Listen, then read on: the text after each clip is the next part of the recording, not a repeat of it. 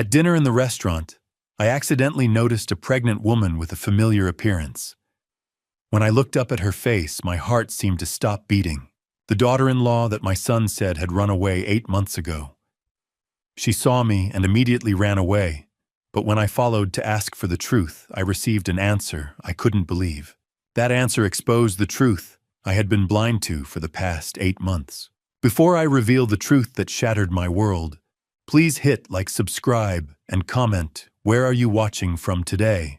Wherever you are, please take care of your health. Note: this is a fictional story crafted to explore betrayal and survival. The message carries genuine significance. Now let's continue. The pen felt like a lead weight in my hand, and for a second, the $2.3 million contract on the table blurred into a smear of black ink and expensive paper. I, Mitchell Stone, at 59 years old, felt the weight of my commercial construction empire pressing down on me as I sat in the dim light of Belmont's. The smell of expensive steak and floor wax usually signaled a win, but tonight it only made the nausea clawing at my throat feel more real. My hands, which had once hoisted steel beams and laid the foundations for the city's tallest towers, were betraying me. A subtle tremor made the gold nib of the fountain pen dance over the signature line. It was a physical vulnerability I had spent months hiding, a recurring sickness that made the opulent Valentine's Day decor of the restaurant feel like a rotating carousel of red roses and mocking candlelight. Across the table, Gerald Thompson, my business partner of 20 years, sat watching me, his 55-year-old face etched with the impatience of a man who lived for the next zero on his bank statement. He shifted in his seat, his silk tie catching the light from the chandelier. "Mitchell, you have been staring at that line for 3 minutes," he said, his voice cutting through the hum of the dining room. "Is there a problem with the numbers?" I blinked, trying to force the swimming figures into alignment. "Just the lighting, Gerald," I managed to rasp, my voice sounding thin even to my own ears. "My eyes aren't what they used to be." I took a shallow breath, grounding myself by focusing on the cold, heavy weight of the pen. I was the king of Stone Enterprises, a man with $45 million in the bank. Yet I felt as though I were drowning in a glass of water. How could a man with $45 million in the bank feel like he was drowning in a glass of water? The room tilted slightly, the edges of the contract fraying into gray shadows. I needed to sign. I needed to finish this deal before the world completely dissolved into the floorboards. But then a rhythmic, heavy sound of footsteps approached. It wasn't the brisk, light-footed pace of the usual service staff. It was slow, deliberate, and carried a weary caution that made me look up. A waitress entered the periphery of our booth. She moved with a struggle that stood in stark contrast to the elegant diners surrounding us, her frame supporting a belly that looked far too heavy for her slender shoulders.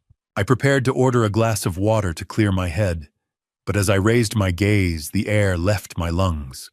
Hannah Vance, 25, looked like a ghost of her former self, in her stained apron, her 8-month pregnancy making every step a struggle. The woman my son Preston had sworn was a gold digger who had abandoned him for another man and disappeared forever was standing less than 3 feet away. Then I saw her. Not just a waitress. Her. My heart hammered a painful rhythm against my ribs, the dizziness replaced by a cold, piercing recognition that cut through the fog of my illness. "Good evening, gentlemen," she whispered, her voice trembling as she avoided direct eye contact. "Can I start you with some drinks while you look over the menu?" My hand tightened on the pen until the knuckles went white. "Water." I said the word, barely escaping my throat. Just ice water. The woman my son swore had left us for another man stood there 8 months pregnant and trembling, carrying a tray of water in a restaurant I owned half of.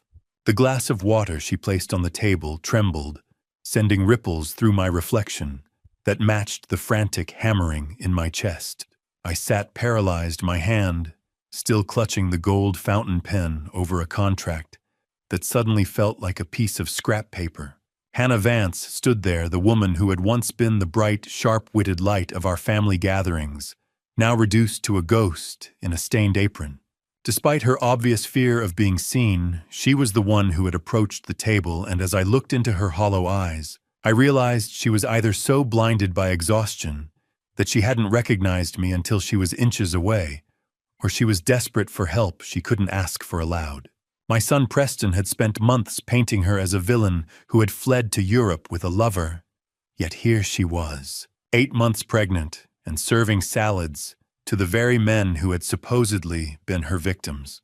Gerald continued to drone on about interest rates and equity splits, his voice a distant hum that I completely ignored. He was oblivious to the fact that the runaway daughter-in-law he'd heard so much about was standing 3 inches from his elbow. I stared at her, searching for the vibrant woman who used to help me navigate the complexities of Stone Enterprises audits with effortless grace. Now her eyes were rimmed with a deep, bruised fatigue that no amount of sleep could fix. Hannah, I whispered the name, feeling heavy and strange on my tongue. Is that really you? Her gaze flicked to mine for a fraction of a second, filled with a mixture of raw terror and a pleading silence that broke my heart. I'm just the server, sir. She stammered, her voice a thin, reedy version of the one I remembered. Please, I'll get your salads right away. Now you have to understand, I spent 30 years building Stone Enterprises on the foundation of never walking away from a deal. But at that moment, the money felt like ash. I watched as her hands shook so violently that a silver fork clattered to the floor, the sharp ring of metal on marble drawing glares from the nearby socialites. She didn't even try to pick it up. She turned and began to hurry toward the swinging double doors of the kitchen, her heavy pregnancy making her gait uneven and visibly painful. The sight of her struggling, her pale knuckles white against the tray, sent a surge of protective rage through me that cleared the last of my dizziness.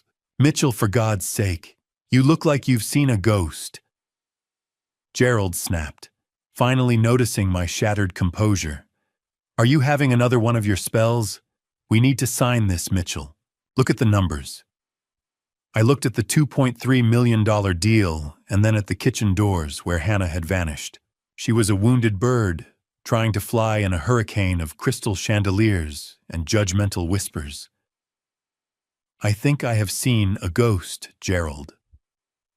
I said, my voice vibrating with a sudden lethal clarity. Stay here. Don't follow me. I stood up physically, shoving the massive contract aside with a force that sent it sliding toward the edge of the table. I ignored Gerald's protests and the manager's startled cry of Mr. Stone as I broke the sacred boundary of the dining room. I pushed through the kitchen doors, the smell of expensive perfume replaced by a blast of humid heat, determined to catch the woman my son had left for dead.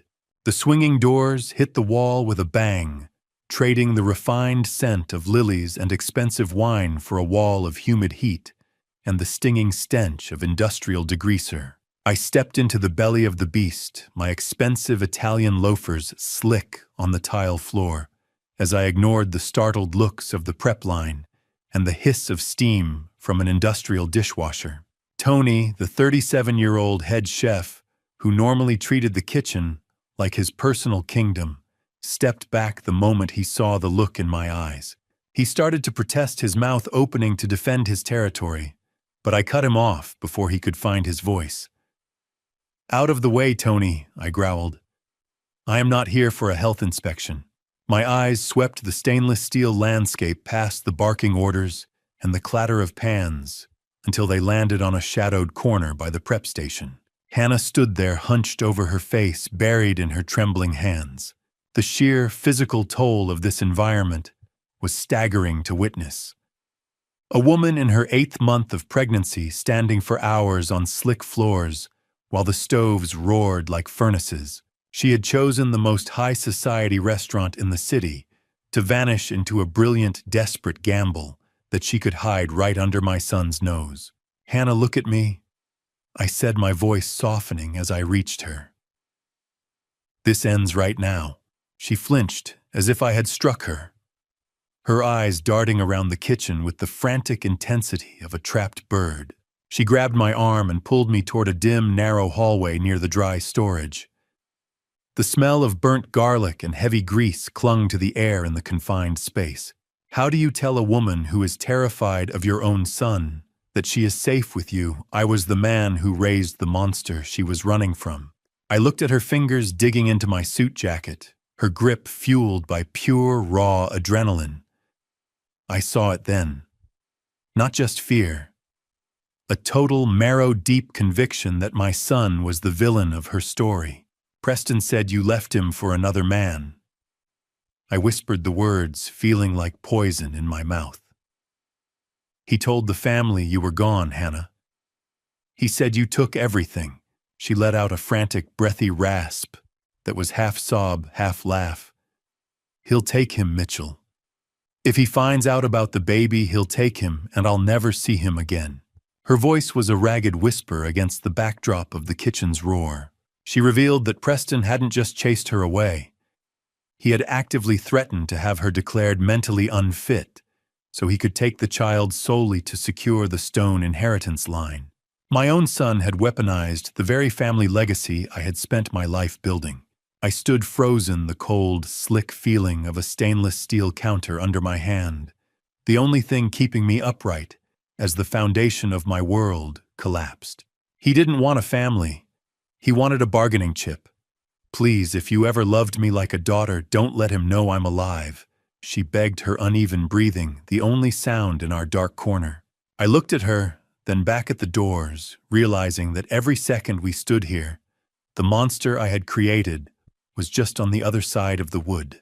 The sound of Gerald calling my name from the dining room pulled me back to a reality that no longer mattered. I didn't even look back at the $2 million contract or my stunned partner. I simply moved my heavy overcoat, catching on the chair as I lunged toward the service exit. The transition was a physical blow to my senses. I left behind the 72-degree ambiance of clinking crystal and hushed privilege charging through the kitchen where line cooks scattered like pigeons. Howard Bell, the 41-year-old manager with a permanent sneer for the underpaid, stepped into my path with a look of practiced concern. "Mr. Stone, sir, you can't be back here," he began, his voice oily with unearned authority. I didn't stop. I shoved past him, my shoulder connecting with his chest, just enough to send him stumbling into a prep table. "Save it for the lawyers, Gerald," I shouted back toward the dining room as the heavy metal door clanged shut behind me. The sudden sharp transition from the restaurant's warmth to the 28-degree Philadelphia winter hit me like a wall of ice. My lungs burned as I inhaled the frigid air, the opulent smells of Belmont's replaced instantly by the stench of garbage-wet cardboard and stale exhaust. I was effectively tanking the most important negotiation of the fiscal year, a $2 million deal that Gerald had spent months grooming, but as the wind whipped through my hair, the money felt like nothing more than paper scrap. For 30 years, I had been Mitchell Stone, the man who never left the table until the ink was dry. Tonight I was just a man chasing a ghost through the frost. How many times had I sat in that very restaurant eating $500 steaks while my grandson was being fed through a soup kitchen line? The thought was a jagged edge in my throat. I looked down the length of the narrow, lightless alleyway. There in the shadows, beside a rusted dumpster, I spotted a small, trembling silhouette huddled against the damp brick wall. It was Hannah. She was gasping for air, her thin cotton waitress uniform offering no protection against the winter chill.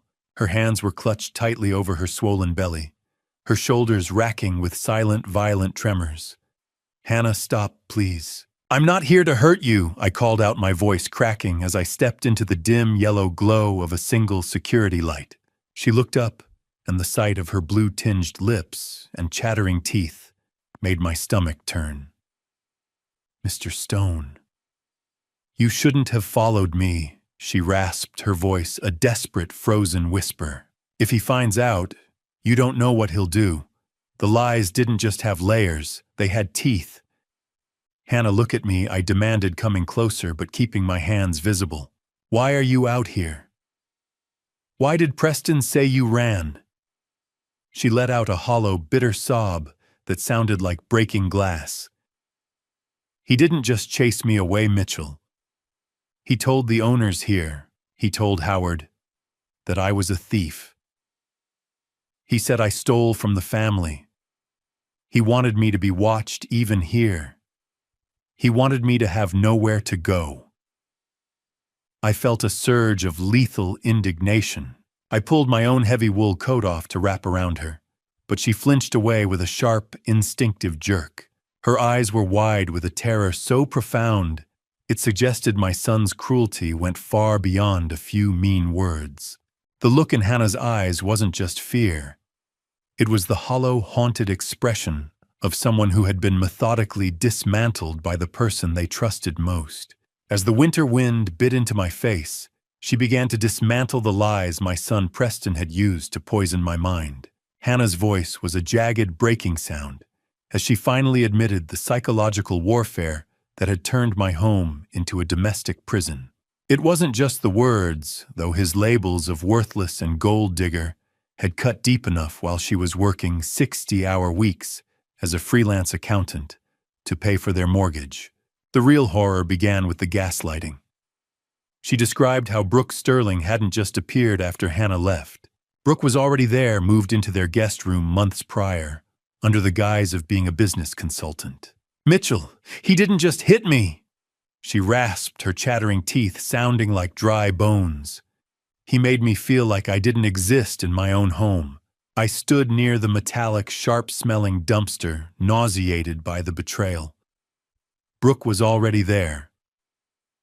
While you were still living under that roof, I asked, my voice barely a whisper. The realization that I had raised a man capable of such cruelty felt like a physical weight pressing down on my lungs. My own blood. My own flesh. He was a stranger to me now. He wasn't just my son. He was a predator who had converted his own house into a siege. But the betrayal went even deeper. Brooke Sterling wasn't some stranger Preston had found in a bar. She was my own former junior associate, a woman I had personally fired for egregious ethics violations. Preston had secretly hired her back behind my back, bringing a wolf into the very heart of his home to devour his wife. Hannah detailed a living nightmare, where Brooke began wearing Hannah's clothes and jewelry while Hannah was still living there. They would sit in the dining room laughing as if she were a ghost, or a piece of furniture, openly discussing their future together. She wore my wedding anniversary dress to dinner in our own home. Hannah said, her white-knuckled fingers gripping her pregnant belly so hard I feared for the child. And my son, he just let this happen, he encouraged it. I asked, my righteous indignation boiling into a cold, lethal fury. They weren't just having an affair. They were conducting a slow-motion execution of Hannah's soul. Every story Hannah told stripped away another layer of the respect I once had for my own legacy. My son had spent my money to facilitate a domestic execution, and I had been too busy expanding stone enterprises to see the rot in my own foundation. I reached out to steady her, the biting sting of the wind, a distant annoyance compared to the fire in my chest. Hannah's voice dropped to a terrified whisper as she looked over my shoulder toward the restaurant door, her body going stiff with a fresh wave of panic.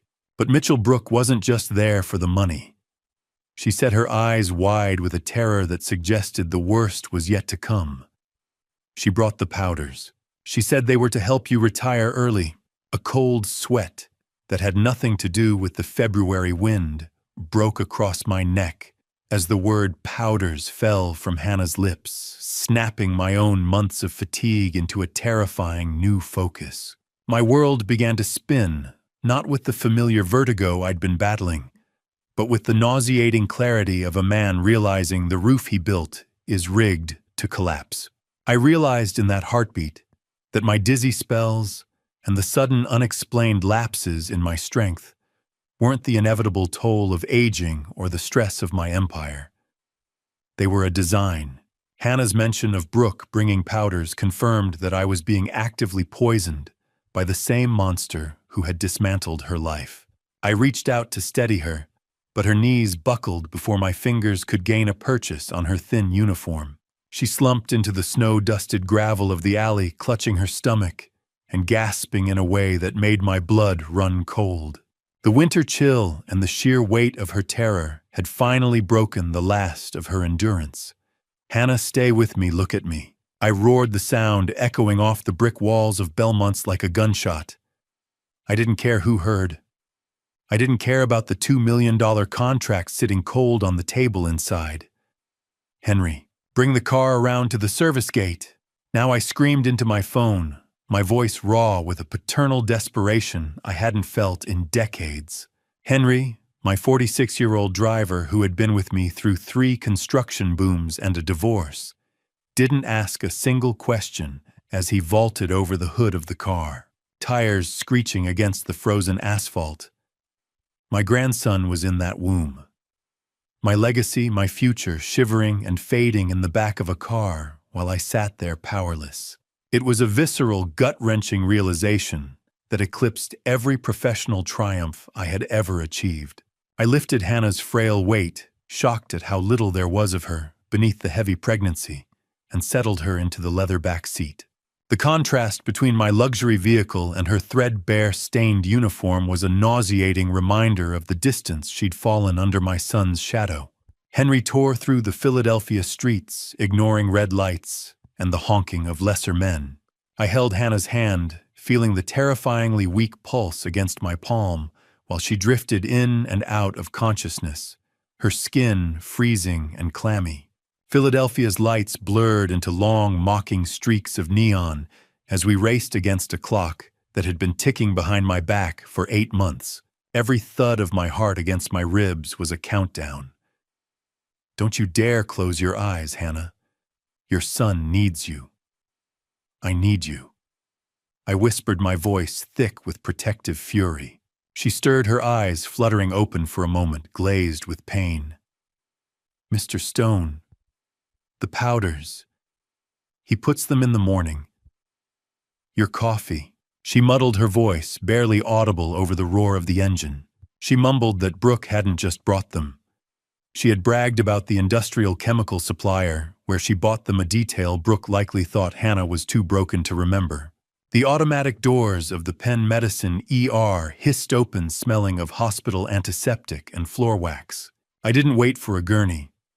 I carried her in myself under the blinding white fluorescent lights, screaming for help, until a swarm of white coats surrounded us, tearing her from my arms into the sterile unknown.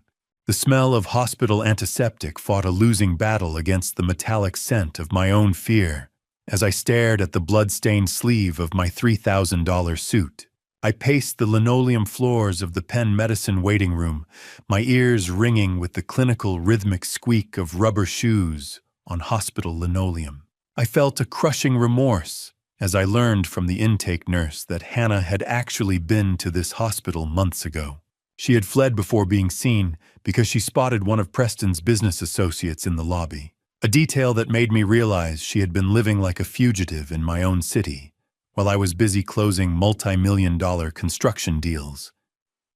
Dr. Catherine Mills, a 53-year-old OB-GYN, with eyes that had seen too much sorrow and not enough justice, stepped into the light of the waiting room.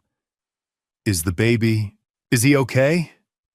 I asked, my voice cracking like a dry timber. She exhaled, her expression softening just enough to let me breathe.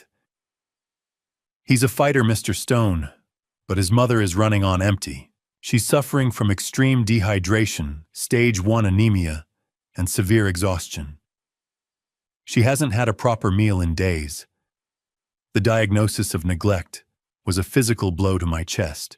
My grandson was miraculously stable, but he was flourishing at the cost of his mother's life. How could a man who built skyscrapers fail to build a simple roof of safety for his own family? I spent 30 years hoisting steel and glass into the heavens. Yet I had allowed the foundation of my own bloodline to erode in the gutters of North Philly. I refused to leave Hannah in a public ward where my son might find her. Using my influence, I had her discharged under a pseudonym and signaled Henry to bring the car around. "We're using the service elevator," Henry whispered, as we moved her through the hospital's bowels. No one sees her enter. The drive to the city center was a blur of neon and guilt. I took her to the Regency, to the presidential suite that usually hosted foreign dignitaries and tech moguls. The hotel bill was $5,000 a night. It felt cheap compared to her life. I had the entire floor put on a maintenance lockout, effectively making Hannah a ghost within the city's most famous hotel. I watched as she slept in the soft, high-thread count sheets. The dry, recycled air of the suite hummed in the background. Her pale face finally lost its mask of terror. In the luxury of the deep pillows, her breathing evening out in the silence of the city at 2 a.m. from the 40th floor. "You're safe now, Hannah," I promised, adjusting the heavy silk duvet. "I promise." I sat in a velvet armchair, the scratchy feeling of blood drying on my wool sleeve a constant reminder of the night's cost. I felt a cold, emerging rage. I wasn't just tired anymore. I was a man who had finally seen the blueprint of his own son's betrayal. As I watched the rhythmic rise and fall of her chest, my phone buzzed in my pocket. A text from Preston, asking if I'd recovered from my dizzy spell yet. He was mocking me, checking the status of his slow-motion execution, while I held the wreckage of his victims in my hands. The morning sun hit the glass towers of Philadelphia with a blinding clinical intensity. As I prepared for a war I never wanted to fight, I didn't bother calling ahead. I simply leaned my weight against the doorbell of Preston's glass-walled fortress, the vibration echoing the cold, rhythmic thumping of my heart. Preston Stone, my 35-year-old son, stood in the doorway of his luxury loft, with an air of unearned superiority that I had finally begun to see through. He was wearing a designer silk robe and holding a steaming cup of espresso, looking more inconvenienced than concerned by my presence. "Dad, what are you doing here?" he asked, his voice smooth and patronizing. "You look terrible. Did you have another one of your episodes?" "You're pale, Mitchell. Maybe you should be at home with a nurse instead of wandering the city." It was the same gaslighting I had endured for months, his subtle references to my dizzy spells, designed to make me feel senile and incompetent. "I'm here to find out when exactly your soul became as hollow as this apartment, Preston," I said, pushing past him into the living area. The place was a monument to sterile wealth, all white marble and floor-to-ceiling windows, yet it felt devoid of any real humanity. I noticed 2 coffee cups on the kitchen island and a pair of discarded silk heels near the sofa. The smell of expensive, bitter espresso hung heavy in the air, a scent that normally I enjoyed, but now made my stomach churn with the memory of Hannah's revelation about the powders. How do you look at the person you raised and realize you're staring into the eyes of a predator? I had built a construction empire based on solid foundations, but the man I called my son was built on shifting sand and stolen lives. Brooke Sterling, 32, lounged on the sofa in a silk robe that I knew belonged to Hannah, her cold eyes showing no remorse as she acknowledged me with a thin, mocking smile. "Good morning, Mr. Stone," she said, her voice dripping with artificial sweetness. "It's lovely to see you're still upright." I looked at her and saw the junior associate I had personally fired for forging expense reports, the same woman Preston had secretly brought into his home to replace his wife. She was wearing Hannah's robe, sipping from Hannah's cup, living Hannah's life. The soft, mocking rustle of the silk as she crossed her legs was like a physical slap to my face. "Where is she, Preston? Where is my daughter-in-law?" I demanded, my hand gripping the cold, smooth edge of the marble island to steady the tremor in my fingers. Preston exchanged a look of silent conspiratorial amusement with Brooke before turning back to me. He leaned back against the counter, a smug grin touching his lips as he reached for a manila envelope. "I didn't want to tell you, Dad, because of your fragile health. But your precious Hannah didn't just leave. She robbed us blind before she ran. He slid the envelope across the marble toward me with a flourish. I found the proof. She's been siphoning funds from Stone Enterprises for months. My own son was looking me in the eye, handing me a forged document of his own crimes, and expecting me to be too weak to see the lie. The paternal loyalty I had carried for 35 years died in that room, replaced by a cold, calculating fury that he wouldn't understand until it was too late. I didn't reach for the envelope. Instead, I let out a low, dry chuckle that seemed to rattle the very floor-to-ceiling windows of my son's glass palace. It was the laughter of a man who had finally seen the punchline of a very dark joke. Preston's smug grin faltered his eyes, darting to Brooke, as if checking the script they had so carefully rehearsed. If Hannah truly robbed Stone Enterprises blind, Preston, then you are a far more incompetent vice president than I ever feared, I said, my voice cutting through the metallic, ozone-like smell of cold fury in the room. You're telling me that a freelance accountant managed to siphon millions from under your nose. By your own logic, you failed to protect the firm's assets. Consider yourself terminated for gross negligence, effective immediately. The satisfaction on his face curdled into a mask of confusion.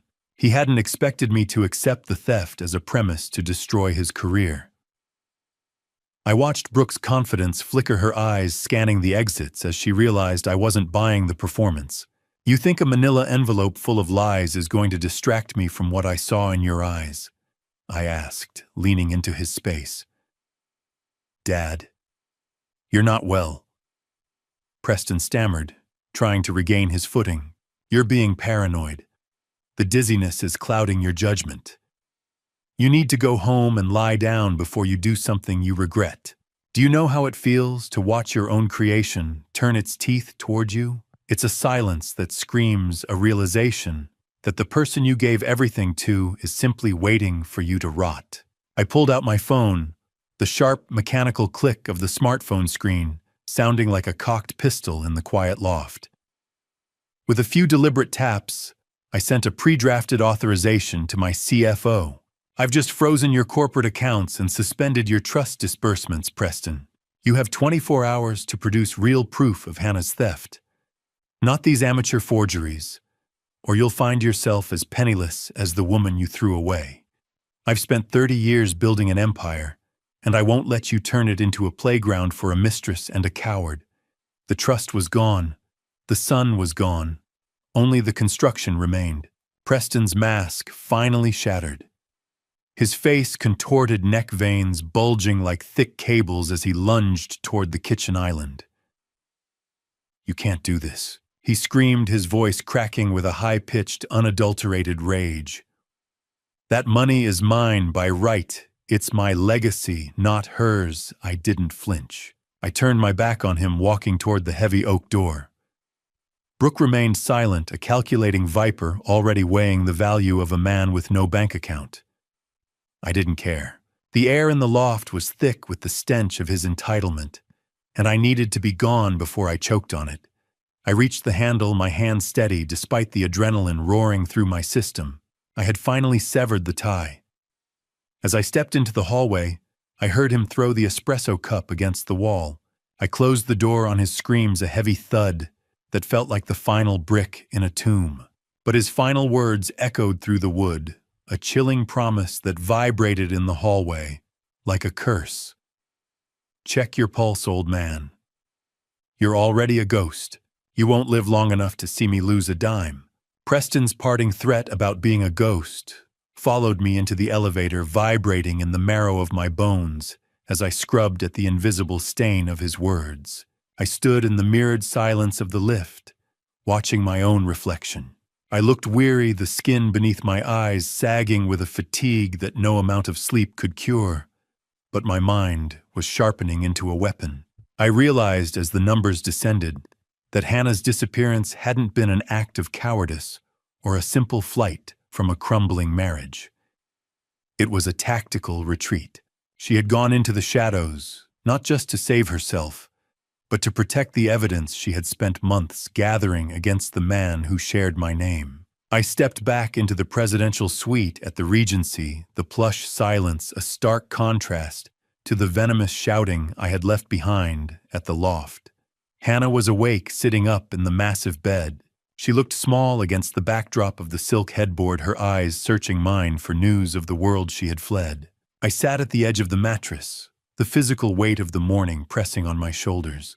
I told her I had frozen Preston's accounts, and for the first time, I saw a flicker of hope extinguish the terror in her gaze.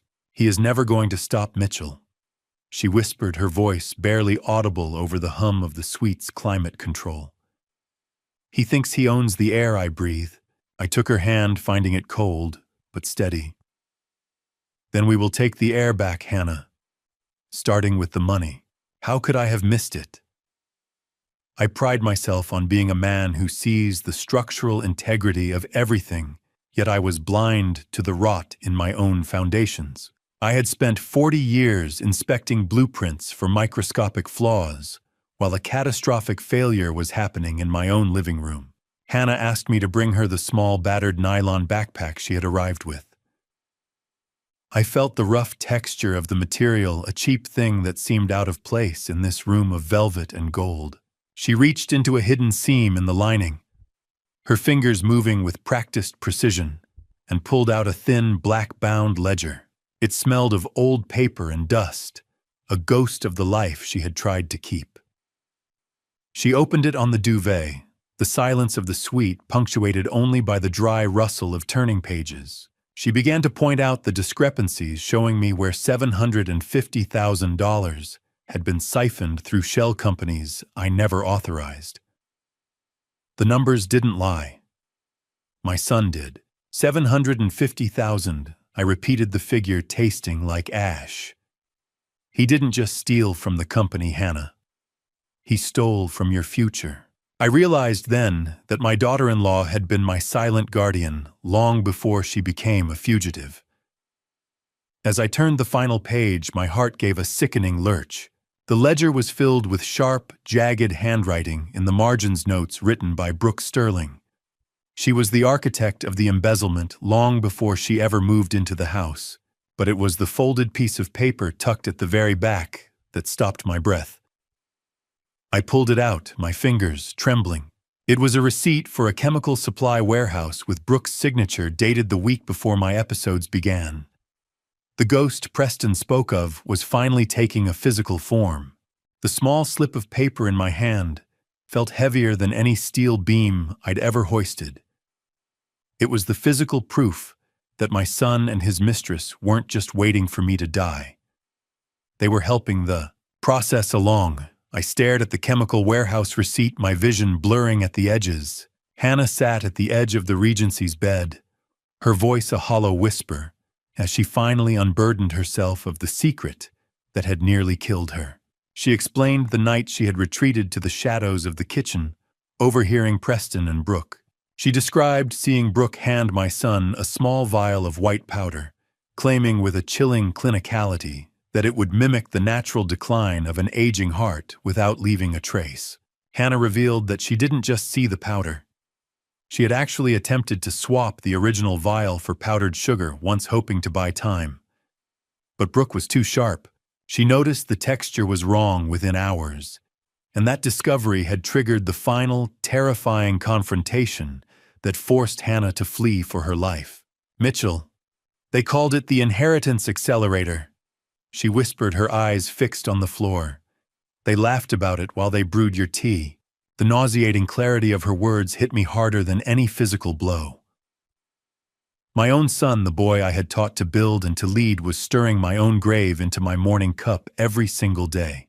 The metallic taste in my mouth, the one I had dismissed as a side effect of stress, was the flavor of my only child's betrayal. Is there a word for the moment you realize the person you'd give your life for is actively trying to take it? I looked at my hands, the hands that had founded an empire, and saw them trembling with a cold, clinical rage. I couldn't be a victim anymore. I had to become a hunter. I contacted Dr. Alan Fisher, a 58-year-old toxicologist with a clinical detachment that hid a fierce loyalty and met him at the side entrance of his private lab. I drove myself across the city, avoiding Henry, to ensure my movements left no footprint. The muffled, echoing silence of the empty lab was a sanctuary as Alan prepared the equipment. "Mitchell, you look gray," he said, his voice grave. "If what you suspect is true, we don't have much time." I didn't offer an explanation. I simply rolled up my sleeve. The sharp, stinging scent of rubbing alcohol filled the air, followed by the cold, biting pressure of the tourniquet. The needle didn't hurt. The truth did. As the needle entered my vein, I felt a strange sense of empowerment. I was gathering the ammunition I needed to dismantle their glass-walled fortress. The dark, sluggish blood began to fill the vial, a physical manifestation of the poison that had been clouding my judgment and sapping my strength. I watched the liquid rise, focused on the mission ahead. Alan paused, his brow furrowing as he noticed dark, ugly bruising along my forearm marks I couldn't explain. He traced them with a gloved finger, a sign that the toxins were already causing internal damage. "Doctor," Fisher looked at the dark, sluggish blood filling the vial and whispered, "Mitchell, if this is what I think it is, you shouldn't even be standing." I didn't answer him. I couldn't. I just stood there, a dying man, finally finding the strength to finish a war he never wanted. The ghost of Alan's warning stayed in the passenger seat. With me, a cold passenger that made every breath feel like a borrowed gift I was forced to fight for. I left the private lab behind my arm, still throbbing, where the needle had drawn out my dark, sluggish blood. As I drove toward Old City, a sickening pattern began to emerge in my mind. I realized that my most debilitating dizzy spells were never random. They were meticulously timed, always striking just hours before a major company board meeting. While I was collapsed in my study, gasping for air, Preston was standing in the boardroom as my proxy, authorizing the very shell company transfers that had drained my legacy. I arrived at a nondescript office far from the polished glass and steel of Stone Enterprises. Rebecca Sinclair, a 48-year-old forensic accountant, with a mind like a razor and a reputation for finding money in places it had no right to be, didn't even offer me a hand to shake. She pointed to a chair, her eyes already scanning the ledger Hannah had saved. "I want every penny tracked, Rebecca," I told her, the blue glow of the monitor reflecting in my tired eyes. "I want to see the blood on the trail." She didn't look up, her fingers creating a rhythmic, annoying clicking on the keyboard that filled the small, stale-smelling room. "This isn't just theft, Mitchell," she whispered. "This is a systematic erasure of corporate assets. How do you rebuild a foundation when you're the one who let the rot in? I was the architect of my own ruin, a man who built monuments but couldn't see the termite at the base." The silence in the room was heavy with the weight of 30 years of trust being ground into dust. Rebecca suddenly paused, her screen flashing with red flags. She pointed to two names on the payroll, Leo Grant and Marcus Thorne. Both had been terminated for gross negligence 6 months ago. She cross-referenced their login IDs with the siphon transactions, proving that Preston had used their credentials to move $750,000 while they were out on site visits. I felt physically ill. I had looked into those boys' eyes and called them thieves, while my own son was the one holding the knife. Leo had a toddler. Marcus had a mortgage. My son had Brooke. I had signed their termination papers personally, believing the proof Preston had manufactured. The guilt was a suffocating pressure in my chest. "He used them, Mitchell." Rebecca said, her voice a clinical blade. "They were the sacrificial lambs for his offshore accounts." I stared at the screen, my clinical fury mounting as she uncovered the final layer of the shell company registration. They weren't just in Preston's name. They were registered under Brooke Sterling's maiden name. She was the primary beneficiary, the puppet master pulling the strings of my son's greed. Rebecca looked up from her screen, her face turning a ghastly shade of pale as she leaned closer to the monitor. "Mitchell, it's worse than the money." She whispered the hum of the computer fans, suddenly sounding like a roar in the small office. Look at the insurance policy amendment Preston filed last month. He didn't just want the company. He was betting on my death. I stared at the insurance amendment until the numbers burned into my retinas, a death warrant, signed by my own flesh and blood, and gift-wrapped in corporate fine print. The dry, papery smell of the documents in Rebecca's office felt like the dust of a tomb. It wasn't just an increase in premiums. Preston had used the biometric data from my own tablet while I lay in a drug-induced stupor during one of my recovery naps to forge my digital signature. He had increased the accidental death rider to a staggering $10 million. 10 million, Rebecca, I asked, my voice sounding like gravel grinding together. He couldn't even wait for nature to take its course. Rebecca didn't look up from her monitor, her face pale in the artificial glow. He's not waiting for nature, Mitchell. He's accelerating the schedule. The timing of the amendment perfectly aligned with the onset of my dizzy spells, confirming that my murder was no longer a matter of if, but a planned financial transaction. I felt a hollow coldness in my chest, a void where paternal pride had once lived. The son I had raised, the boy I had taught to hold a hammer and a compass, saw me only as a decaying asset to be liquidated for a payout. I left that office walking like a man through waist-deep water, the weight of the insurance papers dragging at my very soul. The Philadelphia skyline, which I had spent 30 years helping to shape, looked like a collection of jagged teeth ready to snap shut. I returned to the Regency Hotel, my body trembling with a weary determination that bordered on the lethal.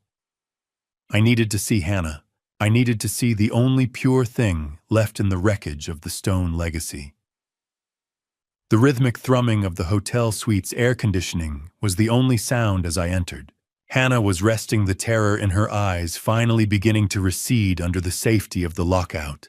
To calm her nerves, I sat by her side and began to read a story, my voice a low, gravely rumble in the quiet room. As I read, I rested my hand on the warmth of her stomach through the soft cotton of her robe. Suddenly, a sharp electric jolt struck my palm. I froze, my breath catching in my throat. Did you feel that? Hannah whispered, a small, genuine smile breaking through her exhaustion. He's awake. It was the first time I had felt my grandson move a sudden heel against my palm that felt more solid than any skyscraper foundation I had ever poured. Hello there, Owen. I murmured the name, feeling like a sacred oath on my tongue. Your grandpa isn't going anywhere. I promise you that.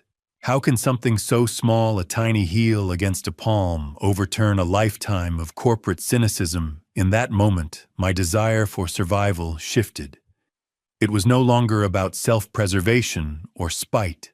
It was a holy war. I realized that Owen's kicks were strongest when I spoke the boy, already recognizing the voice of the man who would stand between him and the monster I had sired. As I looked at Hannah's peaceful face, I knew I couldn't just play defense anymore. It was time to let the arsenic do its work, or at least make Preston think it was. I had to become the ghost he already thought I was. The shrill ring of my phone cut through the heavy, artificial silence of the house, pulling me away from a moment of hollow contemplation. I gripped the edge of my mahogany desk as Dr. Fisher's voice crackled through the line, each syllable acting like a sledgehammer against the last remnants of my denial. It is Arsenic Mitchell Allen, said his clinical tone failing to hide the underlying tremor of alarm. A high-purity industrial grade. Whoever is doing this knows exactly how to keep you just on the edge of death without crossing the line too soon. He explained that the small repeated doses over the last 6 months were responsible for the dizziness and the internal spells that had made me feel like a failing machine. I sat in my study, staring at my own gray, sunken face in the polished wood of the desk. I discovered that the fortified tea Preston had been bringing me every morning wasn't just laced with poison. It was infused with a specific sedative designed to cloud my judgment, making me more susceptible to his financial suggestions. The betrayal was complete. Then they have made a mistake, Alan. I replied, my voice a cold, dispassionate rasp. They left me enough life to bury them. There was no more grief in me, only the clinical necessity of a counterattack. I had to be a ghost before I could be a judge. I was the architect of a building that had been rigged with explosives, but I was the only one who knew where the detonator was hidden.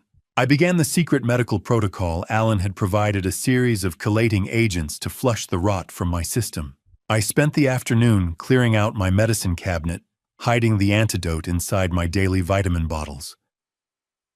The first detox pill had a bitter, chalky taste that I welcomed like a benediction. Every time I took my medicine in front of the household staff, or my son, I would actually be healing while they watched me fade. How much does a soul cost? Apparently for Preston, it was the price of a $10 million insurance rider. I stood before the hallway mirror practicing the stumble of a dying man and the slight slur of a tongue losing its grip on speech. I leaned into the performance, letting my shoulders slump and my eyes wander. I had to lure Preston into a final arrogant blunder by becoming exactly what he expected. I realized that by acting sicker than I truly was, I could force him to accelerate his crimes. He was greedy, and greed makes men sloppy when they think the finish line is in sight. I wanted him to rush, to leave a hurried trail of digital breadcrumbs for the forensic accountants to find. I wanted him to think he was winning. I wanted him to believe the Stone legacy was ripe for the taking. The rhythmic, mocking chime of the doorbell echoed through the house, signaling the arrival of the monster. My pulse quickened, but I forced my features into a mask of pathetic exhaustion. I heard his jaunty footsteps on the hardwood, a sound that used to bring me a father's joy, but now felt like a countdown. I slumped into my armchair in the study, letting my jaw go slightly slack and my hand tremble against the armrest as I prepared to welcome my only child into the room for our daily ritual of slow-motion murder. I let my arm hang limp over the side of the wingback chair, tracking the sound of Preston's footsteps as they crossed the hardwood. Each step a rhythmic reminder of the predator I had welcomed into my home. The sound of his jaunty gait used to bring me a father's simple joy, but today it felt like a countdown toward a confrontation I was finally ready to win. I kept my jaw slack and my eyes partially lidded, feigning the heavy lethargy of a man whose central nervous system was slowly being extinguished. As he entered the study, I noticed he wasn't just bringing me a tray. He was carrying a small cardboard box. Through my lashes, I watched him stop at the far wall and calmly remove the framed photograph of my late wife and me at the Stone Enterprises groundbreaking ceremony. He placed it face down in the box with a clinical silence that chilled me more than the poison ever could. He was literally erasing my presence from the room while I was still drawing breath inside it. "You look tired today," Dad Preston said, his voice a smooth, practiced imitation of concern. "Have you been taking your supplements?" I let out a thin, shaky rasp, the sound of a hollowed-out man. "Everything feels so heavy, Preston," I whispered. "Like my blood is turning to lead." He offered me a thin smile that didn't reach his eyes and set the tray down on the mahogany table. I heard the delicate, mocking clink of the porcelain cups. The bitter, earthy scent of the poisoned Earl Grey rose from the steam, a fragrance that now signaled death instead of comfort. He pushed the cup with the chipped rim toward me, the one Hannah had warned me about. Did he ever really love me? Or was I just a project to be completed? A structure to be demolished for the lot value? I watched the small white ring left by the cup on the polished wood, a permanent stain on my history. Preston turned toward the floor-to-ceiling windows, murmuring about a draft and reaching to close the heavy latch. It was the moment I had rehearsed in my mind 1,000 times. I moved with a silent, desperate speed that defied my supposed frailty, swapping our cups in a blurred motion that made my heart hammer against my ribs like a trapped bird. The heavy, humid weight of the silence after the swap was suffocating. When he turned back, my hand was already trembling as I reached for the handle of the safe cup. "Drink up, Mitchell," he said, using my name with an arrogant familiarity that proved he already considered me a ghost. It is a special blend, Brooke found. Very restorative. I watched him take a deep, satisfied sip from the cup meant for me. He swallowed. He smiled. He signed his own confession with a sip. I felt a cold, dark satisfaction as the poison and the sedative meant for the father began its journey into the son. Because I had been secretly detoxing for days, I knew the inheritance accelerator would hit his clean system with the force of a freight train. I hope it is as effective as you say, I murmured, watching the rim of his cup. As Preston stood to leave, he stumbled slightly, his hand catching the edge of the desk. His eyes glazed over for a fraction of a second, the first sign that the dose was already claiming its new host. I waited until the taillights of Preston's Audi faded into the Philadelphia drizzle before I grabbed my keys, the ghost of his stumble still playing behind my eyes like a satisfying loop of cinematic justice. The arsenic and sedative meant for me were now pulsing through his own veins, a poetic irony that gave me a grim surge of energy despite my own weary frame. I drove through the slick streets of the city, my hands steady on the wheel for the first time in months. I headed to a subterranean parking garage near Independence Hall, a cold concrete cavern where the air was thick with the scent of damp pavement and lingering exhaust. Mark Sullivan, a 50-year-old private investigator with the weathered skin of a man who lived in the city's shadows and a silence that I had paid for in six-figure retainers, stood by the driver's side door of a nondescript black sedan. He didn't offer a greeting, which I appreciated. We were well beyond the pleasantries of polite society. I realized as he reached for a tablet that Brooke Sterling hadn't just been sloppy. She had been arrogant. She had used a stolen ID belonging to Marcus Thorne, one of the junior employees Preston had framed to make her purchases. She believed she was burying the trail, but in her greed, she had only ensured that the person buying the poison left a digital signature that didn't match the face on the security cameras. "Did you find it, Mark?" I asked, my voice echoing against the low ceiling. "Tell me she was sloppy." Mark tapped the tablet, his face illuminated by the harsh blue light of the screen. "She thought she was a ghost, Mitchell," he replied. "But everyone leaves a footprint." The air around us felt heavy, the flickering buzzy hum of an old fluorescent light above us, adding to the clinical atmosphere of the exchange. How much planning goes into a murder? I wondered if they'd scheduled my funeral between their brunch dates, or if they had already picked out the champagne for the day the life insurance cleared. Mark handed me the tablet, and I felt the cold glass under my fingertip. The surveillance footage was grainy and black and white, but there she was. My son's future. My executioner. Brooke was wearing a poorly fitted wig and oversized dark glasses, entering an industrial chemical outlet on the edge of town. I watched her sign the electronic pad for a restricted batch of trioxide, the primary component of the poison that had been sapping my strength for 8 months. I watched her smile at the clerk, a charming, lethal viper, purchasing the tools for my execution with my own company credit card through a shell company. Mark Sullivan watched my reaction, his eyes dispassionate. "That's her," I whispered. "Even with the wig, look at the way she walks." "That's Brooke. I have the clerk's testimony ready too." Mark added, his voice low. He remembers the lady in the black car very well. He thought she was a scientist or a laboratory runner. I felt a surge of physical nausea, not from the toxins this time, but from the sheer, naked depth of the betrayal. Mark tapped the screen again, bringing up a separate file that made my heart freeze. "There's one more thing, Mitchell. Brooke isn't just buying chemicals. She's been making inquiries about quick estate liquidations. And she's been meeting with a lawyer who specializes in international extradition. They aren't just waiting for me to die. They are already packing their bags."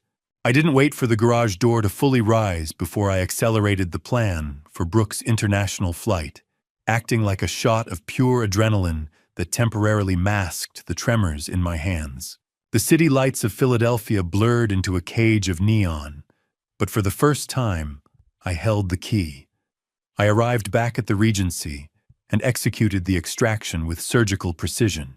To solidify the decoy, I instructed Henry to drive the Regency town car straight to the airport and leave it in long-term parking, ensuring Brooke and her associates would believe we had already fled the state.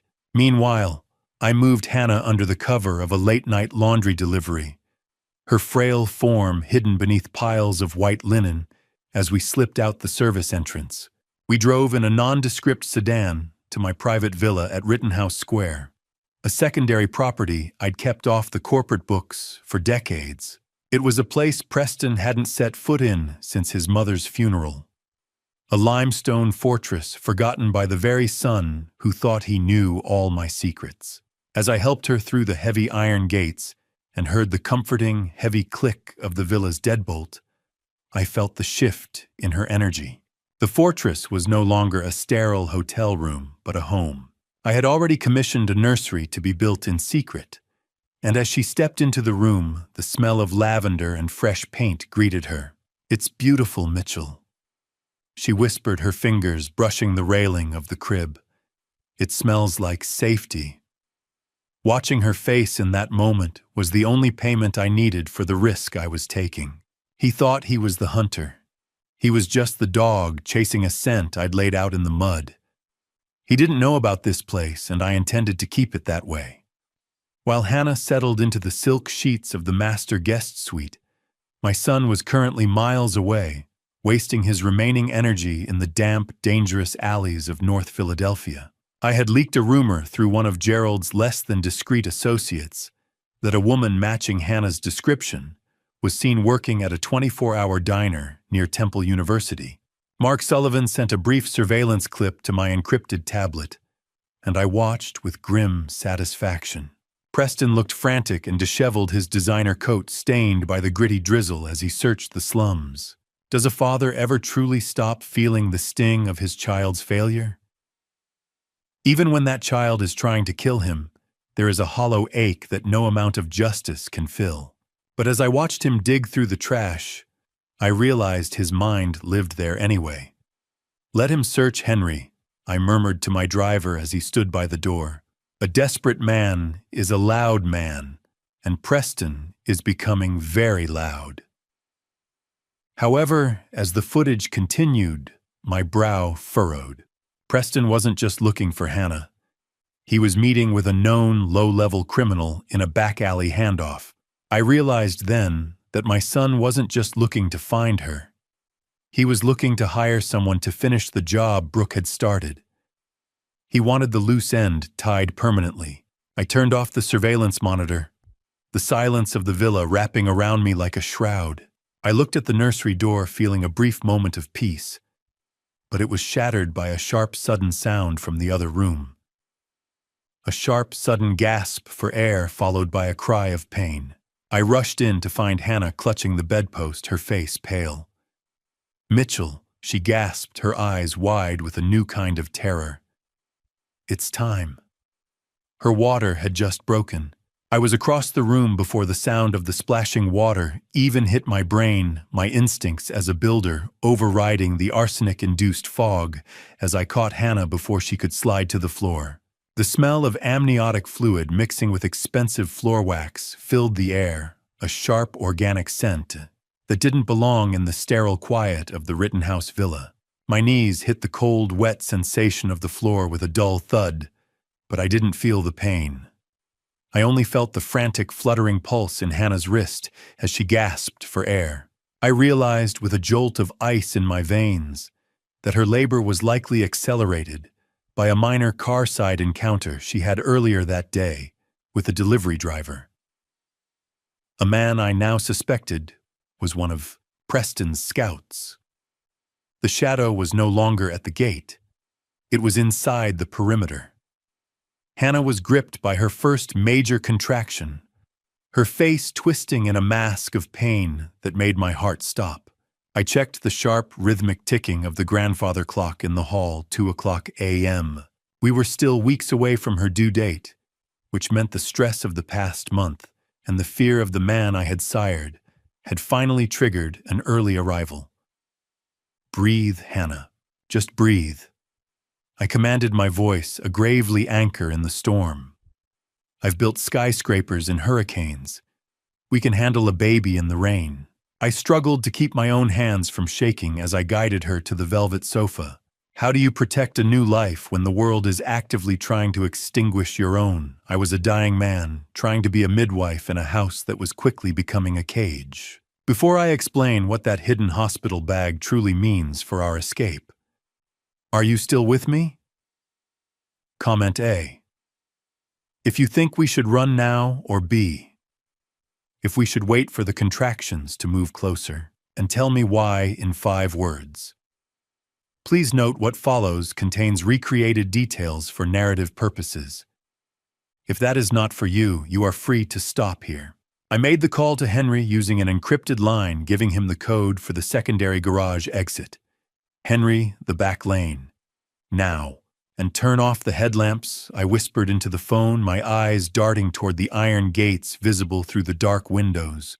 While he moved, I gathered the hospital bag we'd hidden in the nursery, my mind racing through the logistics of the private access agreement I'd made with Penn Medicine. Every groan from Hannah felt like a countdown.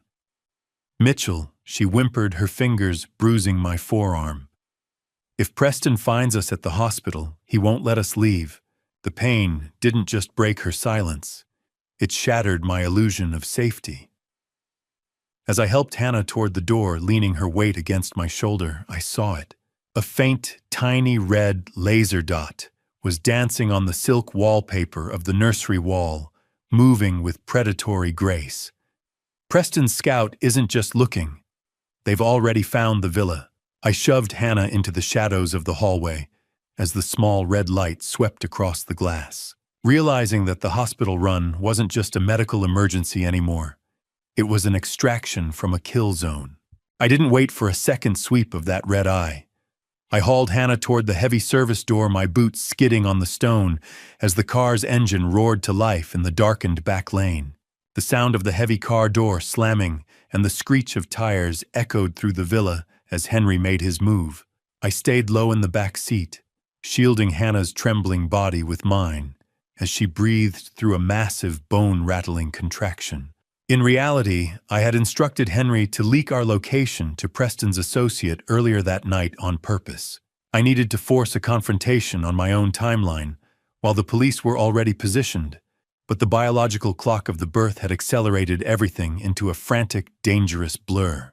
Henry drove with tactical precision, weaving through the narrow cobblestone backstreets of Philadelphia to lose any potential tail. The smell of burning rubber and cold rain filled the cabin as we executed a sharp, illegal turn onto a one-way street.